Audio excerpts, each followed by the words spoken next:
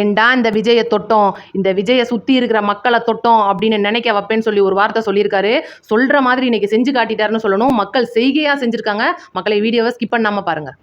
அனைவருக்கும் வணக்கம். விஜய் அவர்கள் அதிக பெரும்பான்மையில இப்போ ஜெயிச்சிட்டு இருக்காருன்னு எல்லாருக்குமே தெரியும். இன்னைக்கு விஜய் அவர்கள் ஆட்சி அமைக்கிறதுக்கு வெறும் 7 இடங்கள் நமக்கு தேவைப்பட்டு இருக்கு. எந்த கட்சி விஜய் அவர்களோட வந்து இணைய போறாங்க? இந்த விஜய் அவர்கள் வந்து இப்போ தமிழக வெற்றி கழகம் அப்படின்ற கட்சி ஆட்சி அமைய போறதுக்கு அப்புறமா எந்த ஊருக்கு ஒரு பயணம் மேற்கொள்ள இருக்கிறார் அப்படின்ற முக்கியமான விஷயத்தை நம்ம பேச போறோம். அதுக்குள்ள பார்த்தீங்கன்னா விஜய் அவர்கள் ஒவ்வொரு இடத்துலையும் முன்னிலையில் வர வர மிக நெகிழ்ச்சியான சம்பவங்கள்லாம் நேற்று நடந்திருக்கு. வெற்றி பெற்ற சான்றிதழ் வாங்க போறதுக்கு முன்னாடி எங்க போனார் அப்படின்ற டீட்டெயில் எல்லாமே நம்ம விரிவாக பேச போகிறோம். இப்போ வரைக்கும் விஜய் அவர்களுடைய ஃபோன் காலில் பேசிக்கிட்டு இருக்கிற அந்த ஒரு மிகப்பெரிய கட்சி என்னன்றதை நான் டீட்டெயில்டாக சொல்ல போகிறேன். சேனலுக்குள்ளே வந்தவங்க லைக் அண்ட் சப்ஸ்கிரைப் பண்ணிட்டு ஸ்கிப் பண்ணாமல் வீடியோ பாருங்கள். உங்களோட கருத்தையும் மறக்காமல் சொல்லிட்டு போங்க. இப்போ விஜய் அவர்கள் வந்து ஜெயிச்சிட்டாரு. பெரம்பூர் தொகுதியில் போயிட்டு சர்டிஃபிகேட்டும் வாங்கிட்டு வந்துட்டாரு. திருச்சி கிழக்குலையும் விஜய் அவர்கள் தான் ஜெயிச்சிருக்காரு. அப்போ திருச்சி கிழக்கில் சர்டிஃபிகேட் வாங்க போகணும். இன்னைக்கு ஈவினிங்குள்ளே போகிறதா இருக்காங்க அப்படின்ற ஒரு சின்ன தகவல் வந்திருக்கு. இதுக்கப்புறம் பார்த்தீங்கன்னா விஜய் அவர்களுடைய வெற்றி கொண்டாட்டம் எப்படி இருக்க போகுதுன்னா, இன்னைக்கு விஜய் அவர்களுடைய கட்சி என்னதான் 110 இடங்களை பிடிச்சிருந்தா கூட அதிக பெரும்பான்மைக்கு பார்த்தீங்கன்னா வாக்கு அதாவது ஆட்சி அமைக்கிறதுக்கு தேவையான அந்த 117லேருந்து 118 இடங்கள் நமக்கு தேவை. இதுக்கு வந்து காங்கிரஸ் கட்சியோட பேசிட்டு இருக்காங்க. நேரடியாக வாலண்டியராக வந்து காங்கிரஸ் கட்சியை வந்து பேசிட்டு இருக்காங்க அப்படின்றது ரொம்ப முக்கியமான தகவலாக இருக்கு. இருந்தாலும் கூட அவங்களே வந்தாலும் கூட நமக்கு 1-2 கட்சிகள் கண்டிப்பாக சீட்டுகள் தேவைப்படும். அது எங்கேருந்து எடுக்க போகிறாங்க அப்படின்றதுலாம் பெரிய ட்விஸ்டே இருக்கு. இதுக்கப்புறம் பார்த்தீங்கன்னா விஜய் அவர்கள் திருச்சி கிழக்கில் போயிட்டு சர்டிஃபிகேட் வாங்கிட்டு வந்த கையோட ஆளுநர்கிட்ட நம்ம ஆட்சி அமைக்கிறதுக்கு உரிமை கோரணும். இவ்வளோ விஷயங்கள் இருந்துட்டு இருக்கையில ஆல்ரெடி ஸ்டாலின் அவர்களுடைய ஆட்சி அப்படின்றது மே 10 வரைக்கும் தொடர்ந்துகிட்டு இருக்கு. அப்படின்றனால அவர் அவ்வளோ சீக்கிரமாக ராஜினாமா பண்ண மாட்டார். ஏன்னா குளத்தூர் தொகுதியை பொறுத்த வரைக்கும் அவ்வளோ தூரம் அதிக பின்னடைவே சந்தித்த ஸ்டாலின் அவர்கள் நேற்று அறிவாலயம் வந்தபோது கண்கலங்கின விஷயம்லாம் கூட நடந்திருக்கு. அதுக்கப்புறம் பார்த்தீங்கன்னா உதயநிதி ஸ்டாலின் அவர்கள் சேப்பாக்கம் தொகுதியில் ஜெயிச்சிருந்தா கூட தன்னுடைய அப்பாவான ஸ்டாலின் அவர்கள் தோத்ததுக்கு வருத்தம் தெரிவிச்சிருக்காரு. இருந்தாலும் கூட புதிய முதல்வரை மக்கள் பெரிய நம்பிக்கையில் தேர்ந்தெடுத்திருக்காங்கன்னு சொல்லிட்டு ஒரு ஆதரவு குரலை நீட்டியிருக்காரு. எப்போ நாங்கள் மக்கள் பக்கம் நிற்போம் அப்படின்ற மாதிரிலாம் பேசியிருக்காப்புல. இவ்வளோ விஷயங்களை தாண்டி குறிப்பாக குளத்தூர் தொகுதியில் ஸ்டாலின் அவர்களுக்கு மக்கள் இவ்வளோ பெரிய பின்னடைவை கொடுத்ததுக்கு காரணம் என்ன அப்படின்னு இன்னைக்கு அதாவது திமுகவில் இருக்கிற அறிவாலயம் ஒட்டு மொத்தமாக வந்து சர்ச் பண்ணிட்டு இருக்காங்கன்னு சொல்லணும். அந்த மாதிரியான சம்பவம் தான் நேற்று VS பாபு அவர்களுக்கு நடந்திருக்கு. ஏன்னா சேப்பாக்கம் தொகுதியும் உதயநிதி ஸ்டாலின் அவர்கள் தோக்க வேண்ட ஒரு தொகுதி அப்படின்னு மிக முக்கியமான தகவல் வந்துட்டு இருக்கு. சேப்பாக்கம் தொகுதியில் கிட்டத்தட்ட தபால் வாக்குகள் எண்ணிக்கிட்டு இருந்த போது அடுத்து மிஷின் வாக்குகள் வரும்போதே கிட்டத்தட்ட 14,000 வாக்குகள் காங்கிரஸ் கட்சியிலிருந்து பிரிந்து வந்த டி செல்வம் அவர்கள் முன்னிலையில் வகிச்சார் அப்படின்ற நியூஸை எல்லாருமே பார்த்துருக்கலாம். நம்ம போய் சொல்றதுக்கு ஒன்றும் இல்லை. ஆனால் திடுதுப்புன்னு பார்த்தீங்கன்னா வெற்றி பெற்றுட்டார் அப்படின்ற முக்கியமான நியூஸ் வருது. இதில் எங்கேயோ ஏதோ நடந்திருக்கு. அடுத்து பார்த்தீங்கன்னா திருச்சி மேற்கு KN நேரு அவர்களுடைய தொகுதி. இந்த தொகுதியை பொறுத்த வரைக்கும் ரொம்பவே அதிகமாக வாக்கு வித்தியாசத்துலலாம் அவர் ஒன்றும் ஜெயிக்கலைங்க. வெறும் 6,000 வாக்குகள் வித்தியாசத்தில் ஜெயிச்சிருக்காரு. அடுத்து பார்த்தீங்கன்னா இந்த மாதிரி பல தொகுதிகள் இருபறியில் போயிட்டு இருக்கு. சேந்தமங்கலம் மற்றும் திருவொற்றியூர் தொகுதிகளில் EVM மிஷினில் பழுதே ஆயிருக்கு. இது பார்த்தீங்கன்னா பூத் ஏஜென்டோடைய ஒரு சாமர்த்தியத்தனத்தால தான் திருவொற்றியூர் மற்றும் சேந்தமங்கலம் தொகுதி தமிழக வெற்றி கழகத்துக்கு கிடைச்சிருக்கு. இதை விட ரொம்ப முக்கியமாக தலையில் குண்டை போடுற விஷயமா நடந்திருக்கிற போடி நாயக்கன் ஒரு தொகுதியை நம்ம சொல்லியே ஆகணும். OPS அவர்கள் பெரும் பின்னடைவை சந்தித்த தொகுதியாக இருந்த இந்த போடி நாயக்கன் ஒரு தொகுதியில் நீங்கள் எந்த மக்கள்கிட்ட போய் கேட்டாலும் சொல்லுவாங்க நாங்கள் விசில் சின்னத்துக்கு தான் வாக்களித்தோம் அப்படின்னு.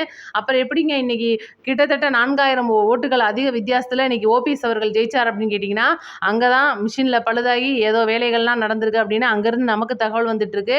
இதுவும் இருந்தாலும் கூட அதிக பெரும்பான்மை அப்படின்ற ஒரு இடத்துல 150 இடங்களை தமிழக வெற்றி கழகம் பிடிச்சிருக்க வேண்டிய இந்த ஒரு சூழ்நிலையில் அதிகப்படியாக பணம் விளையாடி இருக்கு அப்படின்னு ஒன்று சொல்லணும். என்னதான் பணம் விளையாடி இருந்தாலும் சிவகங்கை மாவட்டம் திருப்பத்தூர் தொகுதியில் ஒரு ஓட்டு வித்தியாசத்தில் நம்ம பெரிய கருப்பன் அவர்கள் முன்னாள் அமைச்சர் பெரிய கருப்பன் அவர்கள் தோல்வி அடைஞ்சிருக்காரு.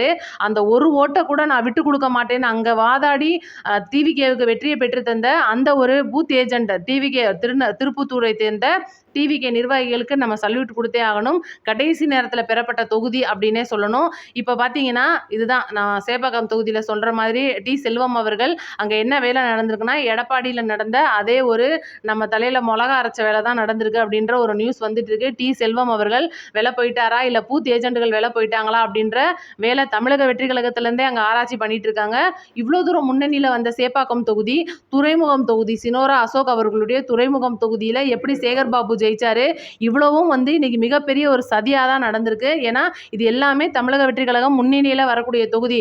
இன்னைக்கு நீங்களே பார்த்துருக்கலாம், கருத்து கணிப்புகளின் அடிப்படையில் நம்மளும் எவ்வளோ வீடியோ போட்டிருக்கோம்.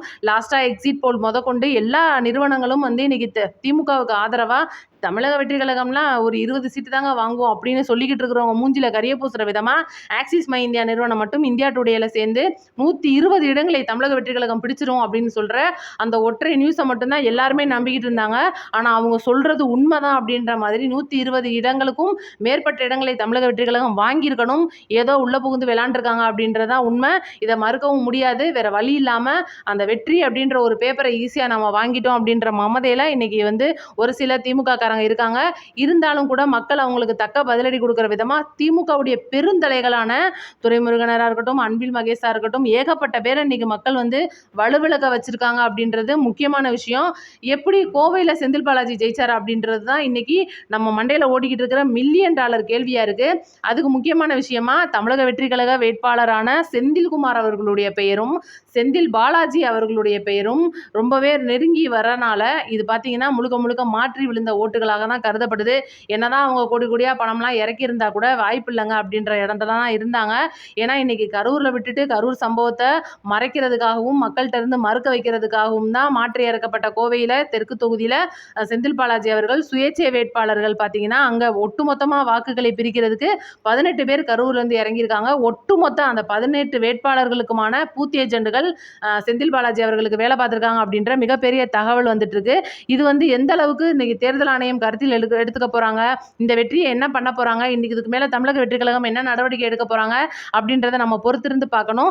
இப்ப விஜய் அவர்களுடைய ஆட்சி அமைக்கிறதுக்கு எந்த கட்சி அப்படின்னு கேட்டீங்கன்னா, இப்போ வரைக்கும் ராகுல் காந்தி அவர்கள் உடனடியாக விஜய் அவர்கள் முன்னிலை பெற்றதுக்கும் அவருடைய 2 தொகுதியில் வெற்றி பெற்றதுக்கும் ஒரு ட்வீட் போட்டோ அடுத்து பார்த்தீங்கன்னா அடுத்த நிமிஷமே கால் பண்ணி கிட்டத்தட்ட அவங்களுடைய உரையாடல் அப்படின்றது காமன் நேரத்துக்கு மேலே நீடிச்சிருக்கு.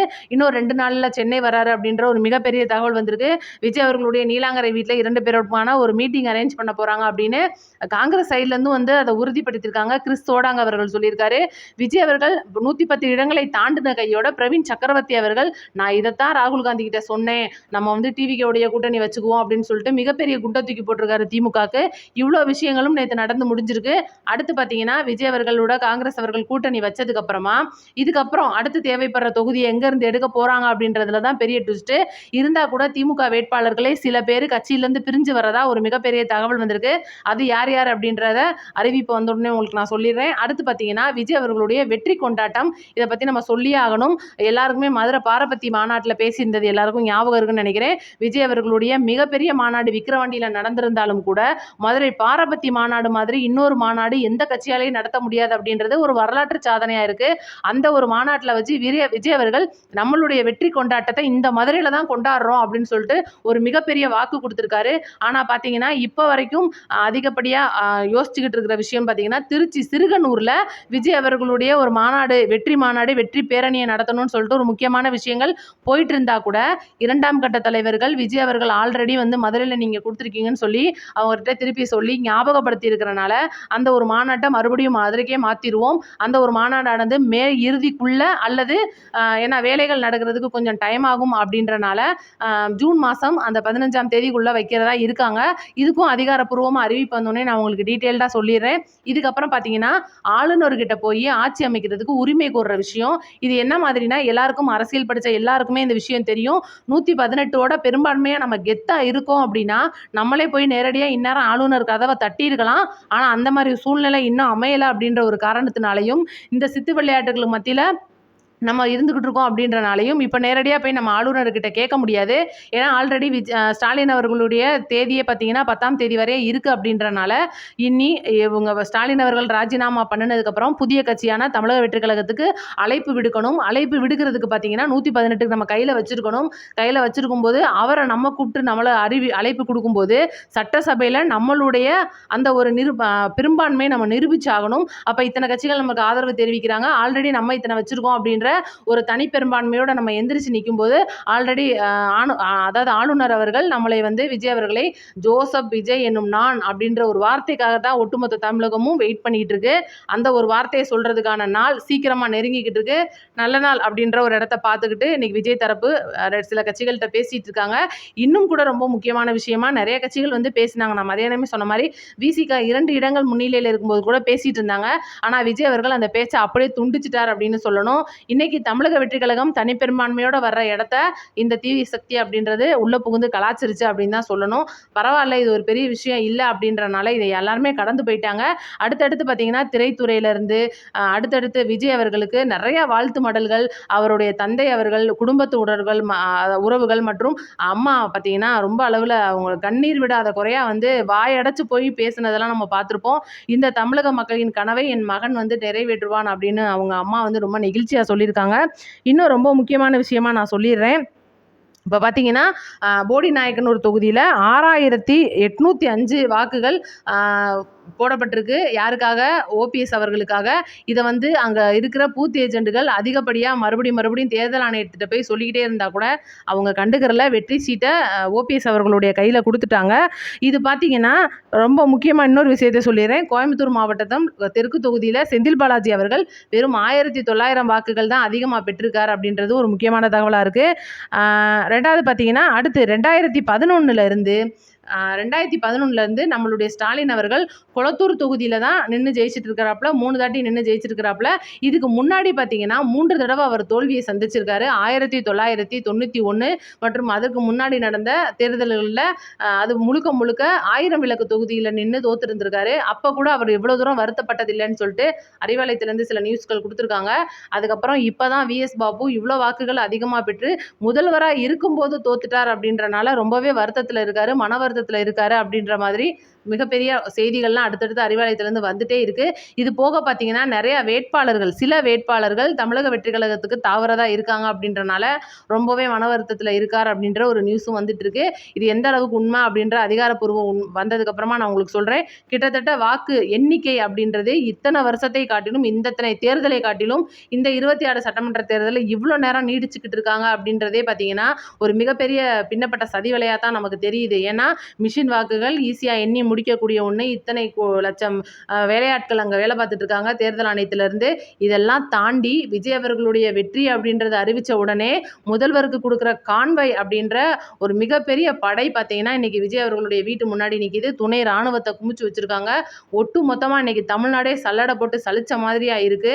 இவ்வளோ விஷயத்தையும் தாண்டி இன்னைக்கு கரூர் சம்பவத்தால் விஜய் அடிச்சிடலாம், ஒரு நடிகையை சொல்லிட்டு நம்ம விஜய் அடிச்சிடலாம், ஒரு படத்தால் நம்ம விஜய் அடிச்சிடலாம் அப்படின்னு நினச்சிக்கிட்டு இருக்கிறவங்களுக்கு மத்தியில் விஜய் அவர்கள் சொன்ன மாதிரி ஏன்டா இந்த விஜயை தொட்டோம் அப்படின்னு நினைக்க வச்சுட்டார் அப்படின்னு தான் சொல்லணும். இதில் எந்தவித மாற்று கருத்தும் இல்லை. மறக்காமல் உங்களோட கருத்தை கமெண்ட்டில் சொல்லிட்டு போயிருங்க. அடுத்த வீடியோவில் சந்திப்போம். நன்றி, வணக்கம்.